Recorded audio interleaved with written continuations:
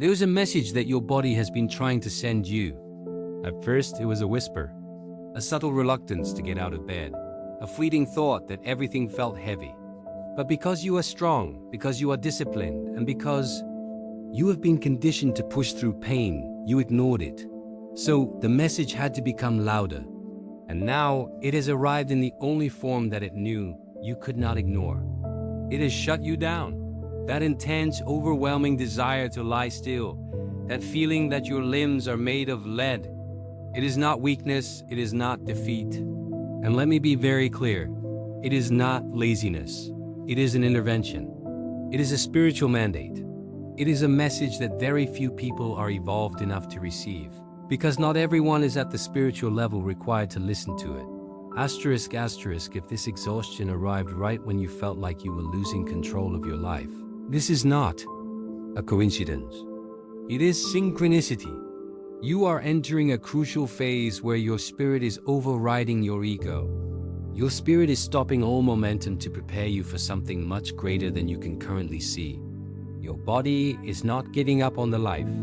You know, it is protecting you from a life that no longer belongs to you. What you are feeling right now is not the end. It is the silent announcement of the most important beginning of your history. If these words resonate in your chest, if you feel a vibration of truth as you hear this, then you are already inside the transformation. Waking up with that inexplicable weight in your chest is not a medical symptom. It is not an emotional failure. It is the first alarm of the soul. Before you even open your eyes in the morning, you know the day feels different. It feels like something invisible is rearranging itself inside of you. It isn't sadness, though it can feel heavy like grief. It isn't anxiety, though it can feel paralyzing. It is a spiritual density. It settles over your body to force you to stop. Most people, terrified of this feeling, try to outrun it. They wake up and immediately flood their system with caffeine, with noise, with social media, with busyness. They cover the silence with movement. But you can't do that anymore.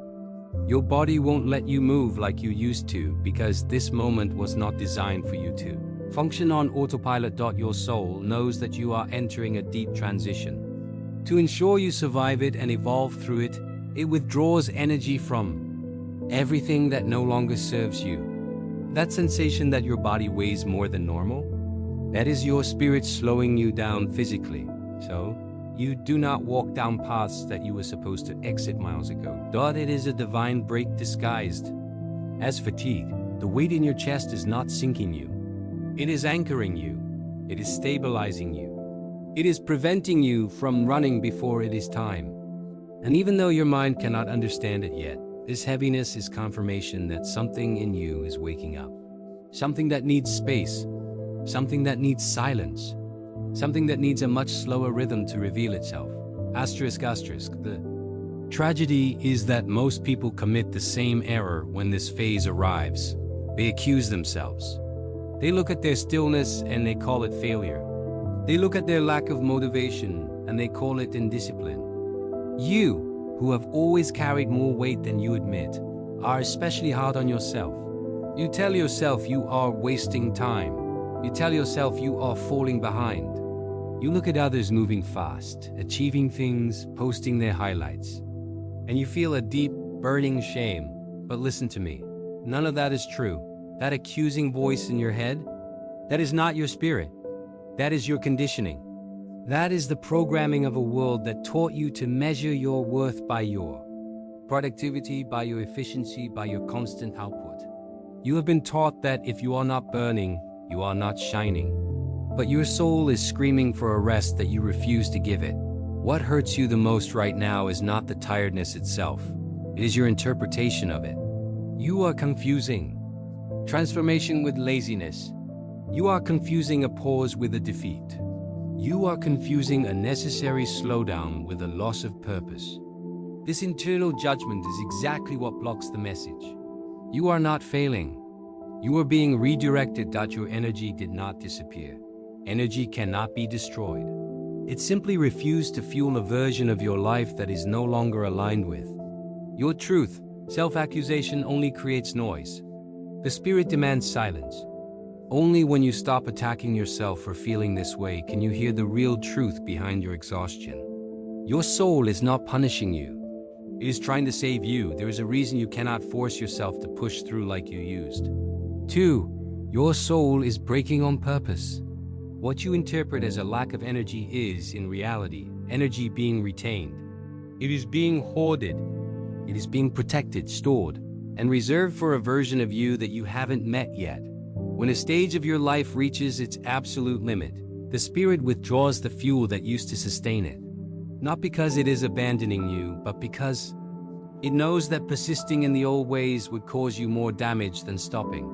Your body is reacting exactly as it should when a cycle becomes too small for the person.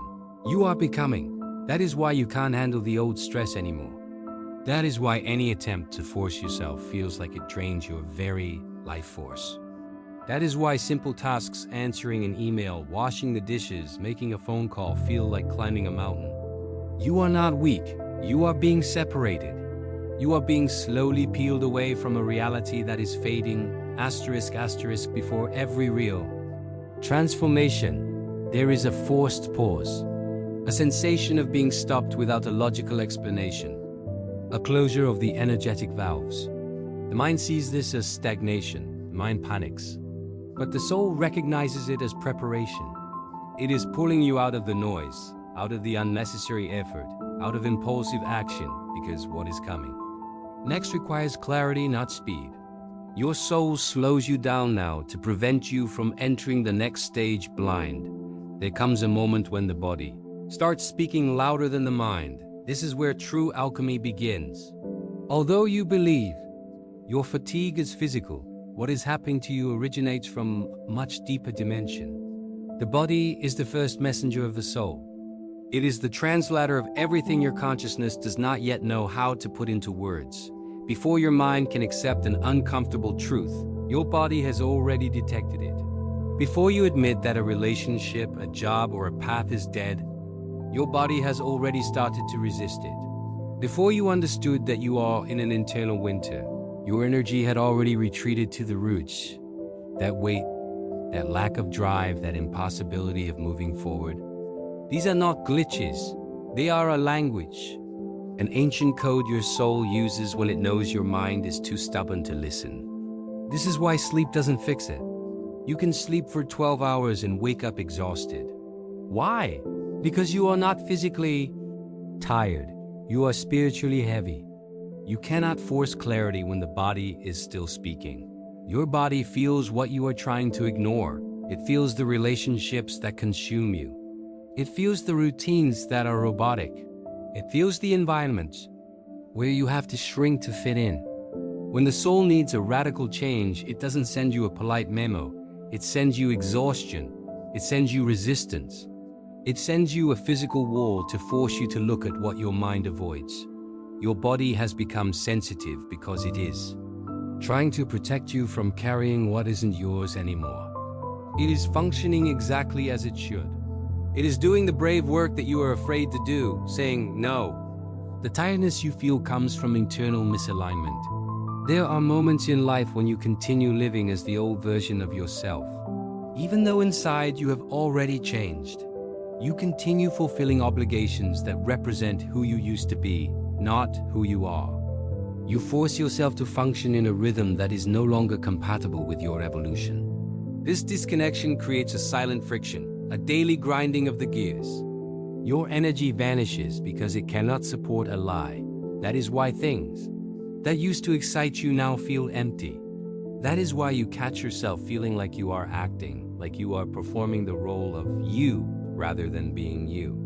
This is not a loss of motivation. This is a clear signal of growth. Your soul is reclaiming territory. It is reclaiming your time, your focus, and your heart for the new identity that is trying to be born. Until you acknowledge this internal shift, the misalignment will keep draining you. You are not falling apart. You are being redirected toward a life that finally matches your essence. One of the most powerful shifts happens when you start to view your need to lie down not as a collapse, but as a ritual. The world interprets the pause as weakness. But the chosen ones, those who are awake, discover that rest is a portal. Every time your body asks you to stop, it is not looking for inactivity. It is looking for intention. The difference between breaking down and resting with purpose is what defines whether this phase destroys you or awakens you. Instead of fighting the impulse, make it a ceremony. Before you close your eyes, take a breath that brings you back to the center of your body. Make space for what you haven't wanted to hear. Repeat silently, I'm open to the message. I surrender my timeline. I trust the pause. Asterisk, this small declaration changes everything. What seemed like a leak of energy becomes an act of receptivity. The body stops being the enemy and becomes the guide. When you treat your rest with reverence, the guilt begins to dissolve. You stop filling the void with podcasts, with TV, with distractions that numb the truth. You let the stillness become an antenna. You let the silence become a channel. In that conscious void, answers begin to appear. Answers that could never reach you while you were running. Resting with intention is a form of listening. Clarity always returns faster when you stop resisting and start allowing. You must understand something with absolute clarity. Not everyone feels things the way you do. That sensitivity that sometimes weighs on you, that sometimes overwhelms you, that has made you wonder if you are too much. It is not a defect. It is a gift. It is a sensory instrument. The chosen do not live on the surface. You perceive what others ignore. You feel what others repress. You detect misalignment before it becomes chaos. That is why this process hits you so hard. You are not collapsing more than others. You are simply listening sooner. Your sensitivity is your spiritual radar. It is the sign that your interior is awake. It means you cannot live asleep. You cannot anesthetize yourself like the majority. What goes unnoticed by others becomes a clear message to you, because you are designed to catch every vibration, every shift, every incoherence between your inner life and your outer life. Far from being a burden, this is the ultimate proof of your spiritual maturity. To be sensitive means you cannot lie to yourself. It means your soul speaks louder to you because you are capable of hearing it. And although this trait has made you feel different your whole life, it is exactly what will allow you to be reborn more conscious, more honest, and more aligned than ever before. And now we must speak of the isolation. One of the most confusing aspects of this phase is the sudden solitude. From one day to the next, your desire to be surrounded by people evaporates. It isn't that you have become cold, arrogant, or antisocial. It is that something inside you closed the door without asking for permission. Suddenly, conversations you used to hold easily now exhaust you. Plans you used to accept without thinking now feel like heavy chains. Even simple text messages feel like an invasion of your internal sanctuary. And the hardest part is that you often can't explain it to the people you love. This isolation is not a regression. It is a recalibration. When your soul is doing such deep interior work, it reduces external interference to the absolute minimum. You cannot afford to absorb other people's emotions, expectations, or dramas when your spirit is busy rebuilding your own foundation. Every external voice deviates you a little. Every opinion pulls you slightly off center. Every interaction moves you away from the internal place where your soul needs you to be. Your social life shuts down for preservation. You are in an energetic detox. Your spirit is scrubbing away the residue of relationships and dynamics that do not belong in your next chapter. In this process, even people you love can feel too intense, too loud, too much. Not because you stopped loving them, but because you are returning to yourself. Your system is reserving every ounce of power for your realignment. There is no battery left for anything else. Do not force yourself to socialize out of guilt. Do not apologize for your need for space. When this internal work is done, the desire to reconnect will return. But it will return from a place of choice, not obligation. It will come from a stronger, clearer identity. You will return to the world, but you will not lose yourself in it ever again. So, how does this end? How do you know when the night is over? Energy does not return all at once. You do not wake up one day with overflowing motivation and the clarity you have been waiting months for. Spiritual rebirth is not an explosion, it is a thaw. It arrives slowly, gently, almost imperceptibly at first thought. It starts with a tiny signal, a faint impulse to get up, a sudden desire to open the window, a slight curiosity to do something small, maybe organize a drawer, maybe take a walk, something that days ago seemed impossible. That first spark is the proof that the internal work is finishing. During your phase of exhaustion, all your energy was occupied rebuilding you from the inside. It was not wasted time, it was a time of spiritual reordering. The soul withdrew its forces from the exterior to focus on healing, sorting, adjusting, and closing silent cycles that your mind still doesn't understand. When that deep process concludes, the energy begins to flow back like a breeze announcing a change of season. You do not need to force it. The impulse appears by itself. Suddenly, the mental fog begins to lift. Your thoughts become sharper. Your focus aligns. Your breathing feels lighter. You no longer have to fight to keep your head above water because the body stops asking for a pause and starts asking for movement. This is the first sign that your soul is finished. It's restructuring. But listen closely. It is not a return to who you were before. Focus on healing and closing silent cycles. Your mind doesn't yet understand. When that deep process concludes, energy begins to flow back. Suddenly, the mental fog lifts. Your thoughts become sharper. Your focus aligns. This is the first sign your soul has finished its restructuring. But listen closely. You are not returning to who you were before. That version of you is gone. Please, this is a return to a more conscious, honest, and stable you. The energy that comes back is different. It's cleaner. It's grounded. It's lethal in its focus. It doesn't waste itself on things that don't matter. When you feel this soft but firm renewal, you'll know the dark phase did not break you. It prepared you. The guilt you felt for resting was the final layer to shed. The last remnant of the self that believed it had to earn the right to exist. As that guilt dissolves, you will feel a new sense of permission.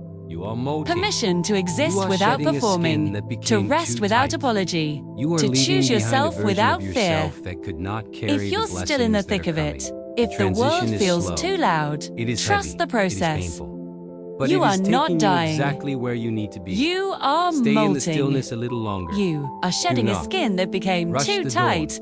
Stay in the stillness a little longer. Don't rush the dawn. Why the night had to be the so sun long. always rises. You are safe. And when it does, you are held. You will understand why the night had to be so long. And when you are ready, breathe. And when you are ready, rise.